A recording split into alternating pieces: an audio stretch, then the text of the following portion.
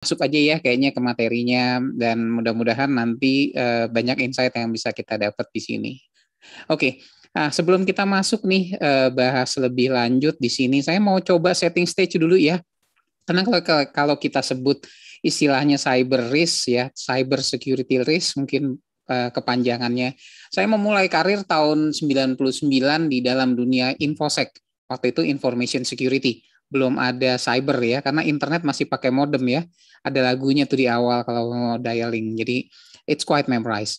Anyway, setting stage kita hari ini adalah kalau kita bicara company itu adanya di tengah dari 9 kuadran.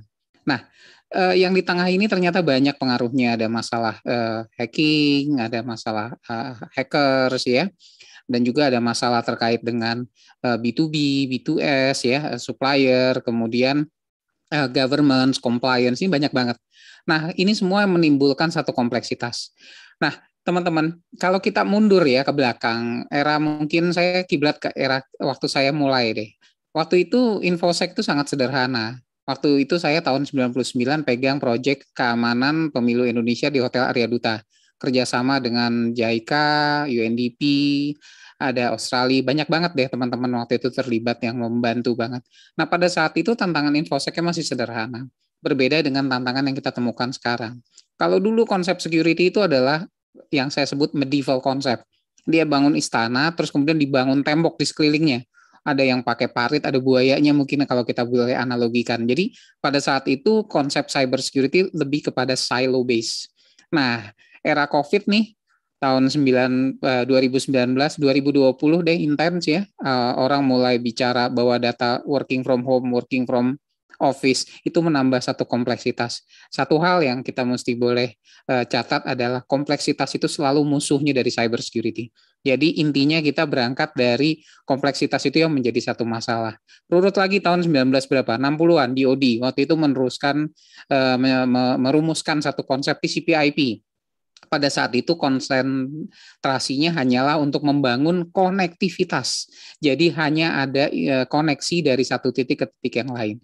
Bukan masalah autentikasi, bukan masalah authorization. Sehingga mungkin kita mengenal isu ada 3 utama, confidentiality, integrity, dan availability, yang sebenarnya boleh jadi, bukan saya maksudnya nyalahin, adalah TCP/IP tersebut yang secara by design tidak membangun authorization dan authentication pada saat perumusan model tersebut. Dan kemudian timbul nih kompleksitas seperti yang kita lihat di layar ini. And then what next?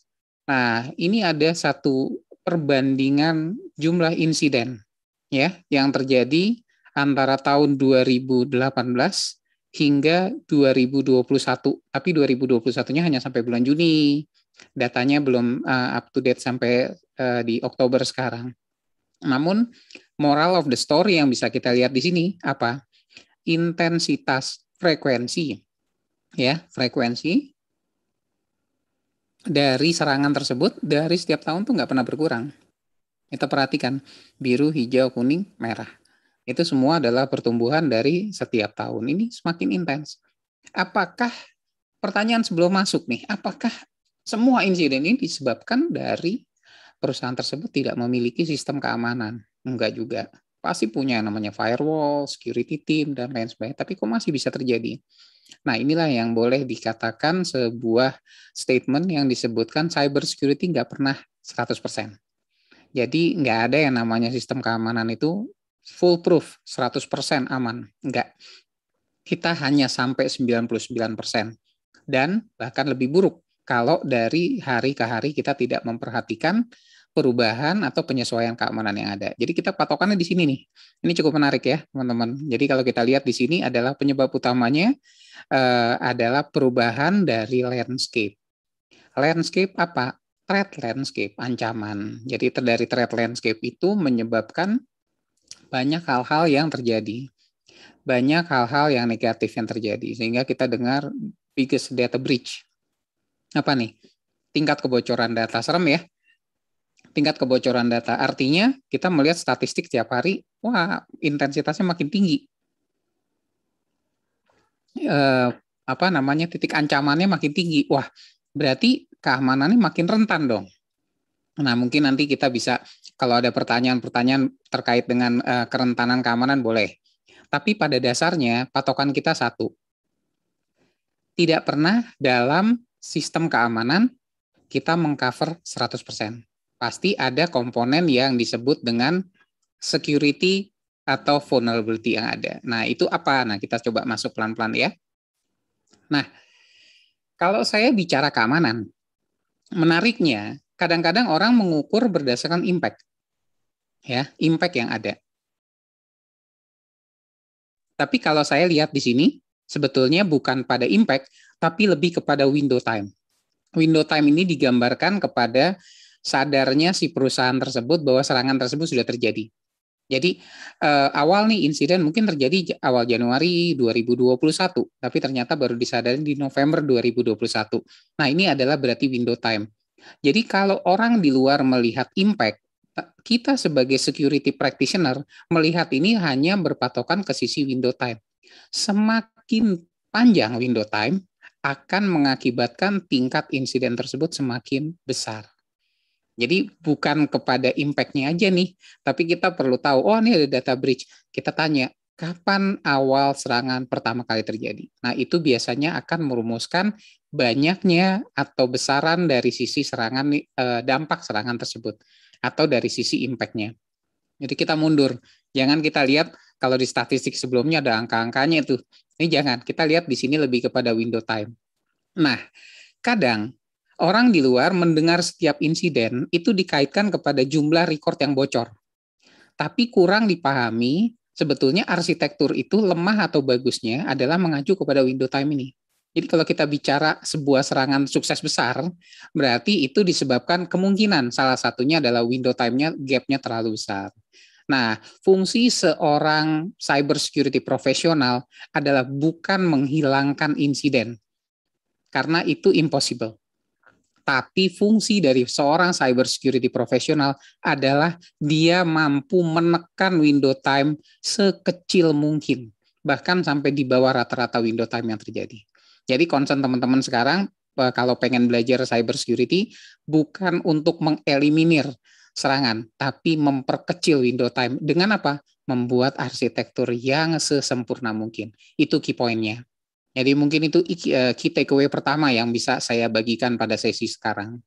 Nah, and then kemudian kita coba lanjut. Kalau kita bicara serangan, kita bicara postmortem atau kita bicara prediktif.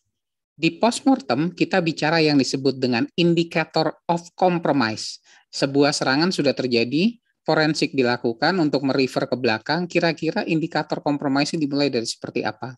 Itu dijadikan satu pembelajaran. Mungkin domain saya bukan di audit, tapi mungkin ini mirip dengan kilas balik ke belakang dilihat dari bagaimana pattern dari seorang serangan tersebut dilakukan. Itu yang pertama. Kalau sudah dipelajari, berarti kita punya yang disebut dengan database indicator of compromise atau IOC tadi. Dari database indicator of compromise ini bisa kita ambil pembelajaran bahwa ini loh step-nya. Dan setelah kita mengetahui itu, kita akan simpan nih indikator compromise tadi. Sehingga kita bisa melakukan prediksi. Nah, tadi Pak Pinky ada bahas tentang prediktif. Ya, di dalam cyber security juga ada komponen itu. Tapi sumber dari datanya adalah dari sisi indikator of compromise. Untungnya, indikator of compromise yang ada adalah bukan berarti indikator of compromise yang dialami oleh company tersebut.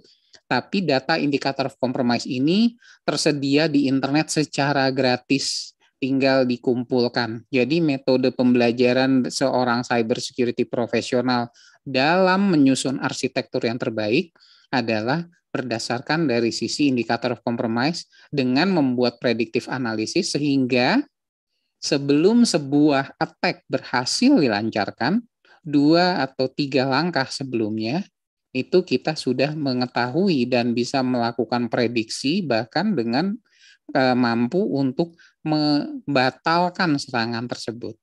Nah, nanti ada di beberapa slide yang lain, saya akan coba sharing tahapannya apa.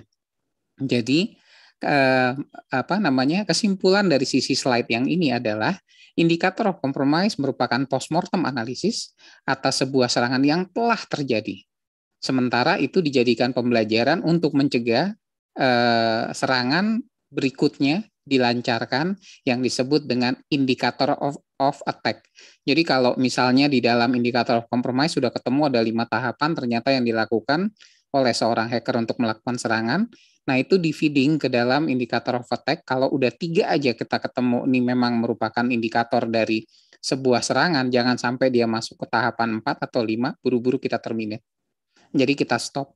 Jadi indikator of compromise dengan indikator of attack ini kedua belah pihak merupakan saling memberikan feedback.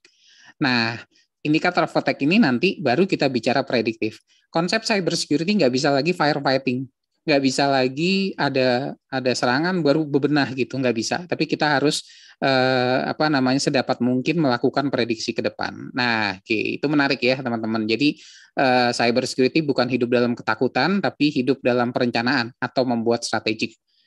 Nah, saya selalu sharing kepada satu perusahaan setiap kali mereka menanyakan kira-kira apa sih yang cocok cyber security untuk mereka gitu. Saya selalu melihat which side are you gitu ya. Ada perusahaan yang dia nggak punya data sama sekali tentang kondisi dirinya, tentang infrastrukturnya, tentang serangan yang kemarin-kemarin mungkin sudah pernah dilancarkan. Akhirnya dia mengambil statistik global, dia ambil model serangan dari internet, dari Google, dari mana-mana deh berita-beritanya itu semua diambilin sama dia. Sehingga dia melihat bahwa cyber security itu sangat menakutkan dan sangat mahal untuk diterapkan. Karena dia mengacu mengkiblatkan dirinya dengan perusahaan-perusahaan besar yang diserang dengan tingkat kompleksitas yang tinggi. Nah, dia nggak punya data. Nah, kemudian di sisi lain, teman-teman, ada yang dia itu punya kemampuan untuk melihat aset-aset yang dimiliki apa sih? Dia melakukan risk based approach lah, atau mungkin approach lain yang terkait dengan dia punya data aset. Dan akhirnya dia menjadi aset centric. Jadi kalau yang tadi dia nggak punya data, dia jadi hacker centric. Dia apa-apa takut gitu ya, dia kumpulin semuanya gitu kan data-datanya kejadian-kejadiannya, kemudian dia rancang sendiri. Berarti kompleks banget ya internet itu atau security itu gitu ya. Kemudian ada yang punya data nih, dia udah punya data, ditanya berapa server dia tahu, berapa user dia tahu, terus kemudian kompleks lah data-datanya itu semuanya dia tahu. Akhirnya dia menjadi aset centric atau company centric. Nah, dua hal ini dua-duanya saya katakan masih kurang sempurna. Tapi equilibrium yang terjadi di antara company centric dan hacker centric ini sebetulnya akan menciptakan prediktif atau strategik implementasi security ke depan. Hacker centric memang boleh dikatakan mengacu kepada data global dan itu sangat ekspensif. Sementara di sisi company centric dia lebih memfokuskan kepada apa-apa yang dia miliki. Jadi kalau ditanya tentang kebutuhan di luar itu dia nggak mau. Itu bagus, tapi itu for current. Belum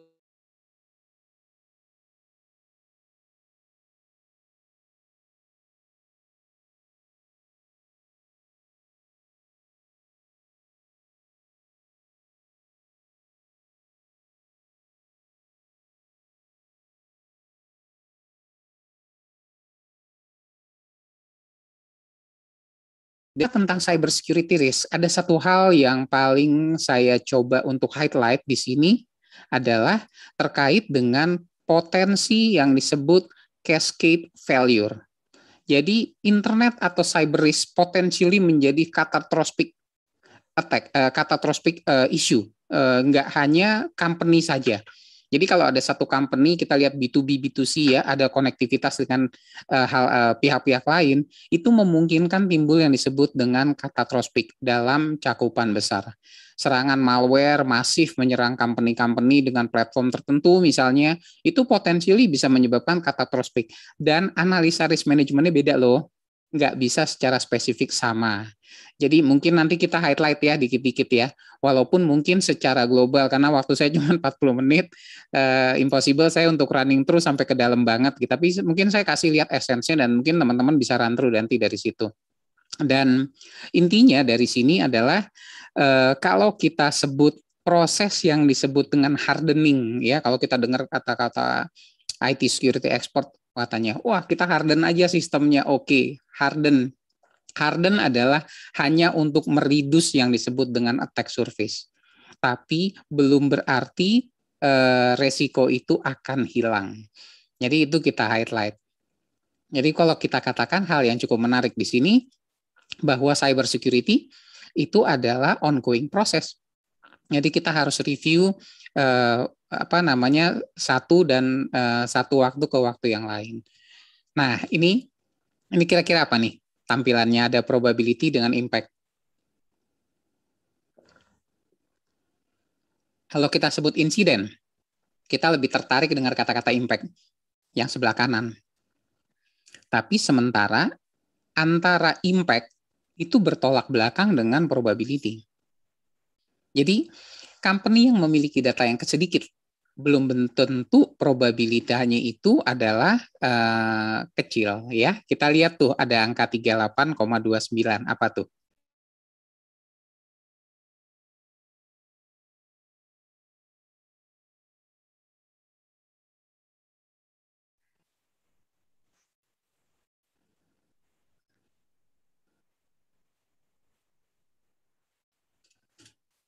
Nah, kalau kita lihat ya angka yang ini ada 38,29 berarti probability-nya tinggi loh. Sementara dari sisi impact itu rendah. Kalau kita kaliin kira-kira potensi nggak kejar-kejaran sama yang di depan? Nah, statistik dari bisnis kebanyakan menampilkan impact kalau kita bicara cybersecurity. Kenapa? Karena mereka memiliki data yang sedikit kalau kita bicara probability. Dan itu butuh analisa sampel. Saya sendiri dalam menampilkan ini, itu belum tentu menampilkan keseluruhan data.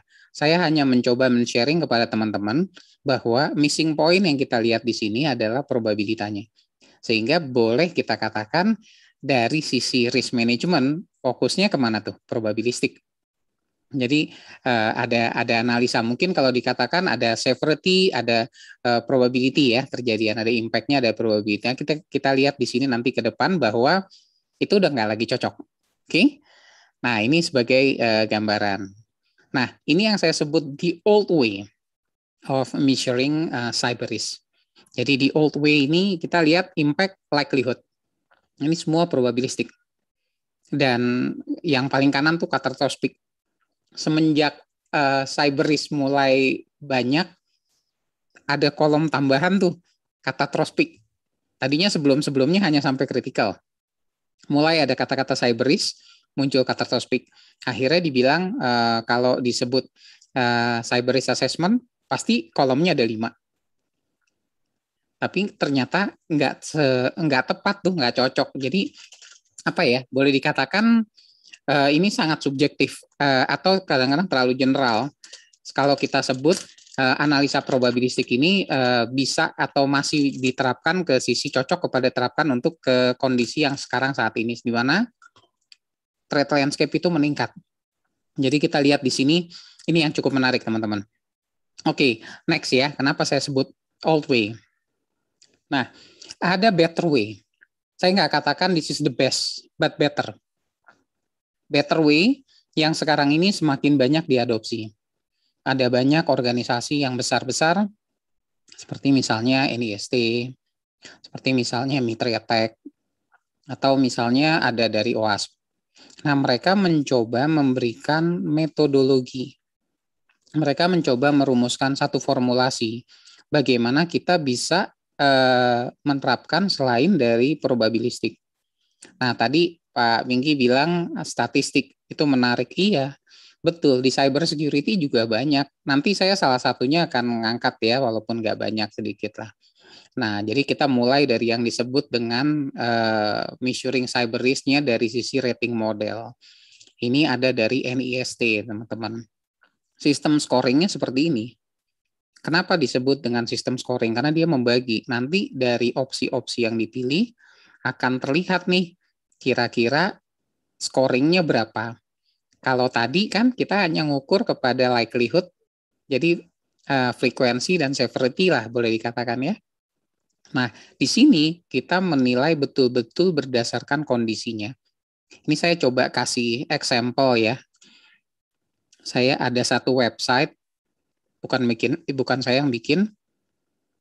Saya coba sharing sebentar.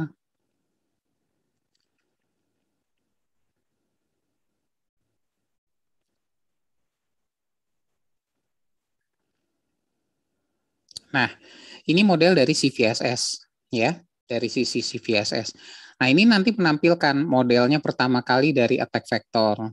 Nanti saya sharing deh linknya ya, udah ada juga di slide itu, mungkin kalau teman-teman mau coba boleh. Jadi kalau dibicarakan satu model attack, kita nggak lagi bicara terhadap impact, atau frekuensi, atau severity, tapi kita bahas dari mulai pertama, attack vectornya apa? Saya coba ya.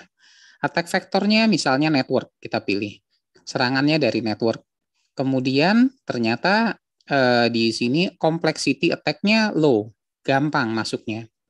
Ya, ini ada definisinya nih kalau di highlight.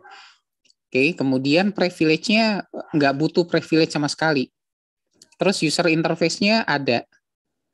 Terus kemudian scope-nya change, ya, ada deskripsinya. Kita nggak run through deskripsinya satu-satu ya. Kemudian confidentiality-nya, integrity-nya, dan availability-nya. Tuh, baru muncul angka scoring di sini nih. Mungkin teman-teman bisa lihat yang di bawah ini ada angka 9,6. Jadi angka ini dirumuskan berdasarkan poin-poin yang di sini. Kalau misalnya saya ganti integrity-nya ke non, angkanya akan turun. Kalau saya ganti confidentiality-nya ke non, angkanya akan semakin kecil. Availability-nya non, angkanya akan jadi non. Nah, ini bisa kita lihat di sini bahwa sistem ini adalah sistem rating.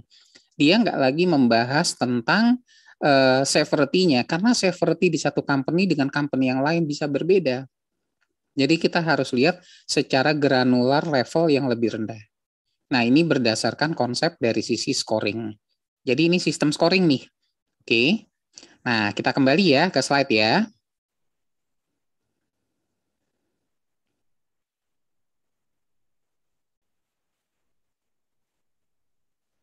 Oke. Sekarang kita lanjut. Nah, dari CVSS ini sistem scoring tadi yang menentukan area. Jadi dia nanti menampilkan angka secara tangible, bukan lagi intangible. Kalau kita bicara intangible dirubah ke dalam tangible, itu tadi kita pakai likelihood, kita pakai frekuensi severity. Tapi ini udah pure langsung di dalam tangible, sesuatu yang paling disukai untuk melakukan penelitian. Oke? Nah, next adalah OWASP. Nah, di OWASP ini saya kutip dari alamat OWASP ORG yang ada di sini disebut dari OWASP tetap mengacu memang ke dalam risk sama dengan likelihood dan impact.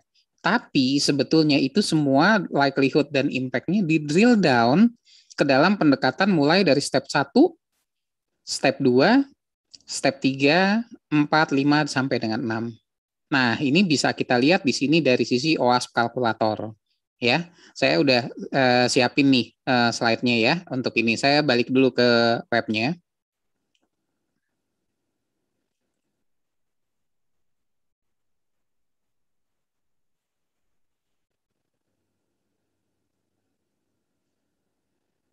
Ya, oke. Nah, ini di OWASP ya. Di OWASP ini akan menampilkan spider web.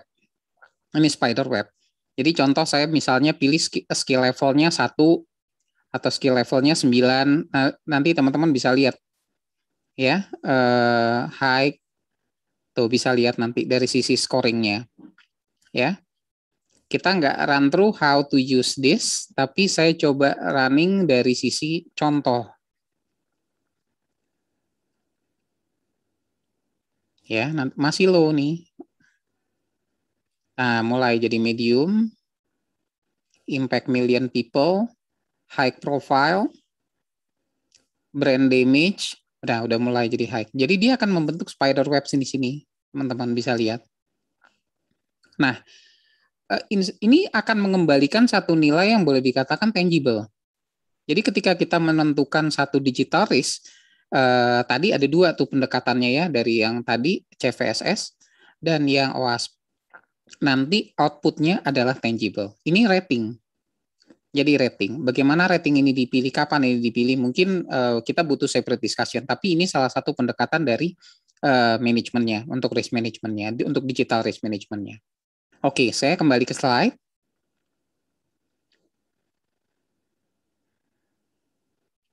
Nah, ini kalau kita bicara terkait dengan OWASP-nya. Nah, di sini ada alamat sampelnya di sini, mungkin nanti saya sharing sekalian di slide. Nah, kemudian kalau kita bicara reality dari sisi rating, ini quantifying information security ini butuh satu pemahaman paradigma yang dimana sulit untuk diabsorpsi di kantor ya, butuh proses ya. Saya nggak katakan itu impossible, tapi sekarang ini pengalaman saya di industri ini sudah menunjukkan banyak sekali improvement di Indonesia, awareness terkait dengan CVSS dan dari sisi OASP ini.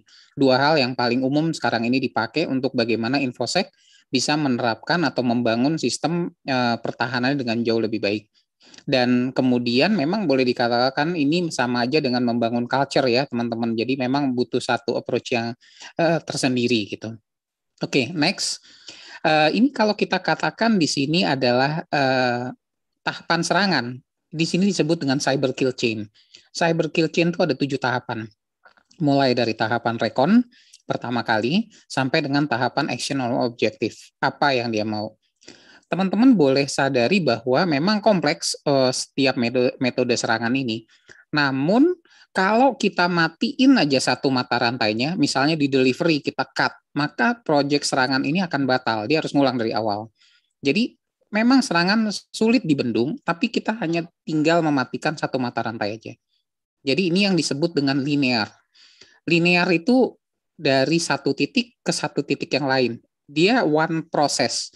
Dia bukan looping. Kalau dia udah sampai, ya udah selesai. Objektif serangannya selesai. Nah, ini biasanya dibuat dalam metodologi yang kita kenal dengan Mitre attack. Ya, nanti dari Mitre attack next-nya ya. Tapi ini intinya ada 7 tahapan, kita hanya butuh untuk mematikan satu cabang aja. Nah, apa tuh? Ini contohnya teman-teman. Ini kecil banget saya tahu, tapi nanti saya kasih lihat dari sisi slide-nya. Cuman ini bayangkan seperti chaining. Jadi dari satu titik ke titik yang lain, dia nggak mungkin serangan itu cuma satu proses and that's it gitu. Ini nggak, dia pasti chaining. Kita hanya butuh preventif untuk mematikan dari satu serangan. Itu makanya tadi saya sebut IOC dan IOA. Di dalam IOC dan IOA itu ada tahapan IOC memberikan feeding kepada IOA. IOA akan melihat bahwa tahapan staging ini udah sampai di mana. Tinggal di-cut saja di satu titik, itu akan berhenti. Jadi itu memang idealnya. Nah, saya secara pribadi itu menyukai untuk Mitre ini untuk menganalisa secara linear. Ya, mungkin contohnya saya kasih lihat dalam bentuk yang lebih besar.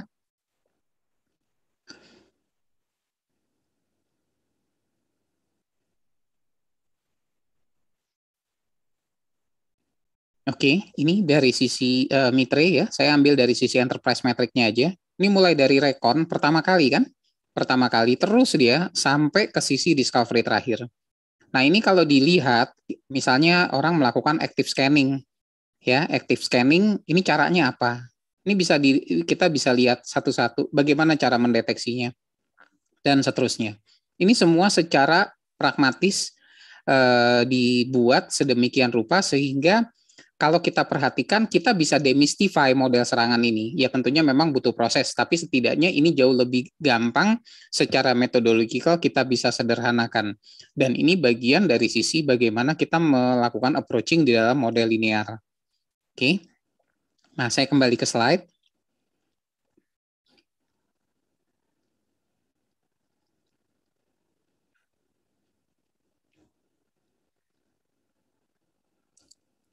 Oke, kita lanjut. Nah, ini berarti dari sisi Mitre. Nah, saya menyusun Mitre itu dalam bentuk linear. Jadi jam berapa dia udah melakukan serangan apa, itu bisa kita deteksi. Nah, ini bagian dari sisi serangan model yang bisa kita dokumentasikan. Nah, ini cukup menarik. Jadi kalau di dalam rating kita untuk postmortem dari sisi model serangan atau mungkin dalam sisi misalnya pen test ada penetration tester service yang dicoba dipergunakan itu nanti bisa memberikan rating. Tapi sementara kalau dalam sisi model linear kita tampilkan dari sisi Mitre ini adalah untuk melihat ini jam berapa serangannya apa dan jam berikutnya apa dan ini bisa dibuat dalam satu timeline. Jadi timeline ini nanti bisa dijadikan satu feedback dari sisi model serangan. Oke, seperti itu. Mungkin agak kompleks, tapi setidaknya gambarannya mudah-mudahan bisa kena ya. Nah, di cloud juga ada, Mitre juga ada di cloud. Kami juga dari Cloud Security Alliance juga membuat satu model untuk incident response spesifik untuk cloud. Tapi itu semua tujuannya hanya untuk melakukan prediktif. Nah, ini juga dari sisi Mitre yang kita ambil. Ada stepnya banyak nih satu-satu ya. Mungkin kalau run through nanti waktunya nggak cukup. Tapi mungkin gambarannya kepada teman-teman bahwa setiap model serangan itu pastilah linear, ada awal, ada akhir. Iya, jadi dia nggak akan looping di situ. kalau dia udah sampai di ujung. Seperti itu. Dan kemudian sekarang kalau kita bicara tadi Pak Pinky ngomong statistik, saya main bias. Kalau saya main bias interference, jadi terkait dengan tuh kalau ada pertanyaan seperti itu tuh mungkin di layar CEO kita tanya nih di luar lagi ada serangan ribut apa gitu, terus kira-kira di dalam kita bisa apa gitu ya itu. Nah saya cuman kalau saya ngambil hanya 3 untuk discrete aja di sini. Bisa biner, bisa yes no, bisa true false ya. Tapi saya coba compose dengan satu model di sini occurrence dari massive data breach saya kasih nama breach. Kemudian existence dari previous unknown yet potential itu saya sebut airful. Dan untuk yang kalau misalnya dari pentester sudah membuktikan itu sudah positif, berarti itu jadi PR full. Ya, bentuknya seperti apa? Bentuknya seperti ini nih teman-teman. Jadi saya bikin pakai Excel aja nih. Jadi kalau kita sebut bias preference dari sisi biasnya itu bisa kita ambil dengan pendekatan ini. Misalnya jika ada data breach dan ada vulnerability yang bisa dieksploit, potensinya menjadi 25%. Sementara kalau ada vulnerability yang sudah ditemukan di luar, tapi juga hasil dites di internal ternyata kita juga tereksploit, itu berarti bisa potensinya sampai 95%. Nah, itu baru 3 discrete term tuh. Kalau teman-teman nanti di dalam perusahaan bisa kembangin dengan misalnya 10 discrete term, itu akan lebih menarik lagi biasnya. Jadi kita bisa bikin analisa statistik bias secara lebih real dan Cisonya nggak jadi fortune teller gitu. Kalau ditanya kadang-kadang ini serangan bisa ke kita nggak? Wah, menurut saya tidak, Pak. Feeling saya sih tidak. Repot kalau kita main feeling karena kita orang IT gitu. Kita harus main data. Nah, pendekatannya ambil bias. Nah, itu biasanya cakep banget ya kalau kita bikin analisanya itu, sehingga kalau setiap tahun nanti ada budgeting meeting, CISO nih duduk gitu, kita butuh beli apa ya? Butuh perangkat ini Pak. Kenapa? Ini mampu membendung sekian puluh persen dari sisi serangan yang. Jadi itu bisa memberikan satu feedback teman-teman. Nah, ini tinggal 2 slide lagi. Jadi kalau udah semua, berarti kita bicara analytic maturity model. Nah, maturity model, jadi baru kita terakhir nih kalau kita udah bisa menampilkan dengan model kuadran seperti ini, baru ujung-ujungnya kita pakai AI. Jangan di awal kita pakai AI. Pasrah banget gitu ya, apa-apa semua dikasih mesin gitu. Pikirin dulu secara konsepsi. Saya pengen kalau namanya kita dipercaya untuk mengelola satu digital risk, kita harus punya model teman-teman. Jangan langsung percayakan kepada mesin. Model itu yang kita tuntun untuk membuat makronya, mikronya biarin mesin yang main. Tapi jangan dibalik tuh. Jangan nanti permodelan mesin kita ambil sama aja kita googling nyari informasi ya. Untuk tadi yang hacker centric ya, karena dia fokus nyari informasi aja dari luar. Kemudian dia bikin satu model udah seperti itu. Nah, itu nggak boleh. Jadi saya sangat menyarankan punya model dulu dengan bentuk ini sampai pada akhirnya di maturity tertentu baru kita sebut dengan kita libatkan dari sisi AI-nya. Ini baru menarik nih. Nah, ini saya ngambil dari Gartner ya, pendekatannya two side of a perspective. Jadi kalau kita bicara digital risk, kita harus bicara tactical view atau strategic view. Tactical view itu perang agile, perang cepet-cepetan. Jadi kalau kita ada serangan dari luar, kita main di sisi tactical view. Jadi kita mau ngambil ke impact likelihood itu terserah, boleh kita ambil dengan rating, dengan linear, nanti kita tinggal plotting di situ. Itu fast response. Jadi kalau ada serangan yang tiba-tiba DDoS atau serangan yang masuk ke kita, jangan mikirin strategik, telat, tactical dulu, kita defense sekarang. Nah, sementara dikawinkan dengan yang disebut dengan strategik, long term. Jadi long term ini dengan tujuan pemikiran yang bisa kita terapkan sehingga expenditure investment dari sisi cyber security itu bisa ditekan seminimal mungkin. Itu peranan strategik. Jadi otomatis kalau investasinya ditekan, otomatis serangannya juga ditekan dong. Jangan nanti serangan dibiarin, itu namanya pasang badan, jangan. Tapi tetap investasinya itu dikurangin. Nah, itu diambil dari sisi strategik. Baru kita ngomong yang disebut dengan appetite. Jangan ngomongin tactical view, kita bahas appetite. Itu namanya nekat. Tapi kalau kita ngomongin masalah risk appetite, apalagi misalnya value-nya dan lain sebagainya itu bicarain dari sisi faktor strategik. Nah, ini semua di balance. Nah, key point-nya dari sini adalah ada dua pendekatan dari sisi rating dan linear. Keduanya bukan saling menggantikan, tapi saling melengkapi.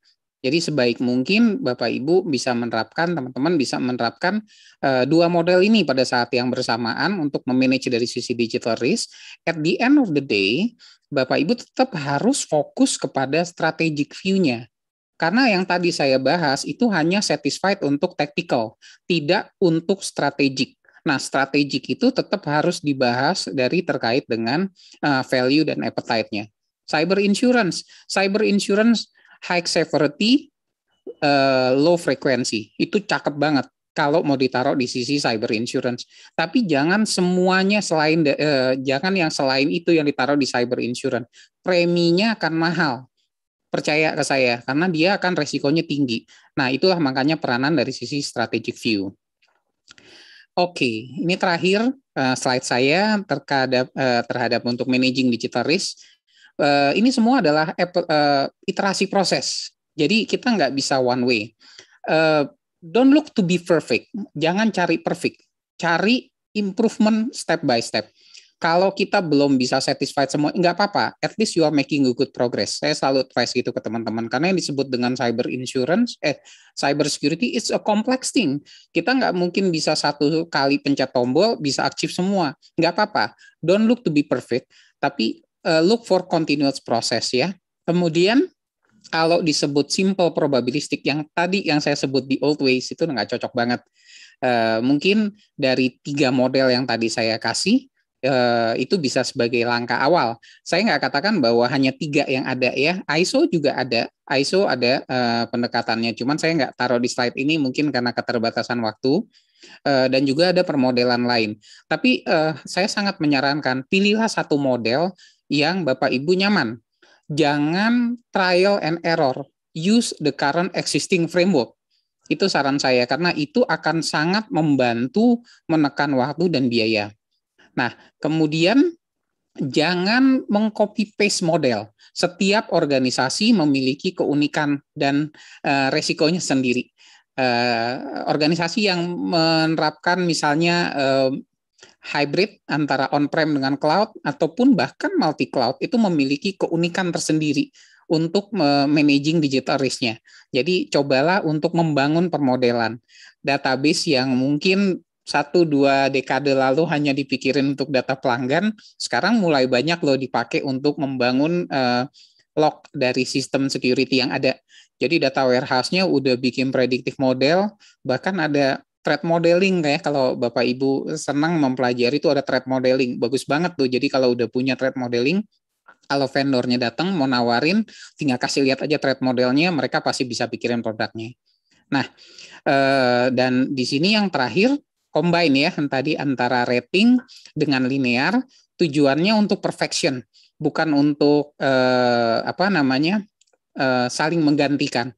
Bias bagus untuk melengkapi tweaking dalam artian kita compare dengan antara kondisi yang ada di luar dengan dari sisi permodelan yang ada di company. Nah itu kalau teman-teman mau coba dalam ini mahasiswa kan pasti senang dong belajar statistik, mudah-mudahan ya. Nah itu coba deh lirik-lirik dari sisi bias itu bagus banget untuk melengkapi dari sisi security yang ada gitu ya. Oke, gitu saja mungkin saya dari